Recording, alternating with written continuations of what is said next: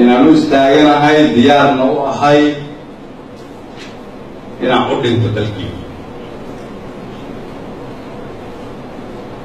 haddii wiilasha Soomaaliyeed oo dagaalka kula jira shabaabka ay iiga yeeraan oo maqlaysaan wasiirada dalka difaaca ay iiga yeeraan safka hore oo difaaca waxaan idin ballan qaadayaa inaan diyaar u ahay inaan la istaago فأكلف فيسا صوماها إن النفطي ذكوها والله وأكلم دارنا يسيار بهم